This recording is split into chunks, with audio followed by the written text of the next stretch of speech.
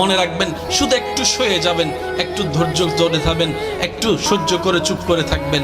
যত সইবেন তত পাইবেন, যত সইবেন তত পাইবেন। কোনো আফসোস নাই, কোনো আপত্তি নাই, কোনো হা হতাশ নাই। রবকে শুধু এতটুকু বলবেন যখনই মন খারাপ হবে, সিজদায় মাথাটা ঝুঁকিয়ে, ইয়া রব, আমি যা পেয়েছি কোনো কিছু পাওয়ার যোগ্যতা আমার কাছেই নেই, সব তুমি দয়া করে দান করেছো, সব তুমি দয়া করে দান করেছো।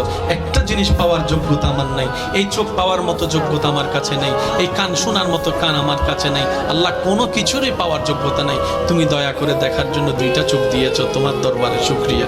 সুবহানাল্লাহ। তুমি শোনার জন্য দুইটা কান দিয়েছো রব, তোমার দরবারে শুকরিয়া।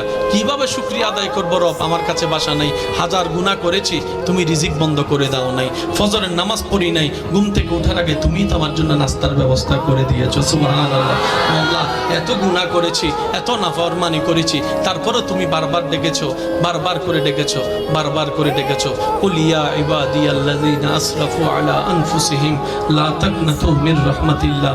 তুমি বলেছো মাওলা, তুমি বলেছো, বুঝতে পারিনি বুঝার মতো করে আল্লাহ তুমি এত দয়া করেছো। আল্লাহ, না বুঝে অনেক হা হতাশ মন খারাপ করেছি, আজকে থেকে আর করবো না। আজকে থেকে তুমি দিলেও আলহামদুলিল্লাহ, না দিলে ডবল আলহামদুলিল্লাহ, না দিলে ডবল আলহামদুলিল্লাহ, না পাইলে ডবল আলহামদুলিল্লাহ। কারণ যেটা পাওয়া সেটা আমার চাওয়া ছিল, যেটা না পাওয়া সেটা তোমার চাওয়া ছিল, আর আমি বান্দা হয়ে তোমার চাওয়াতেই খুশি হয়ে আলহামদুলিল্লাহ বলতে লাগলাম। আপনি এই অভ্যাসটা একটু করার চেষ্টা করেন, কোনো হা হুতাশ নাই, কোনো আফসোস নাই।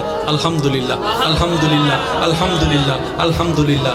এবার রব্বুল আলামিন আপনার এই আলহামদুলিল্লাহ যদি রবের দরবারে একবার কবুল হয়ে যায়, লা ইন শাকারতুম লা আযীদান্নাকুম আয়াত আপনার উপর চলে আসবে নিয়ামত হয়ে। বলেন না সুবহানাল্লাহ।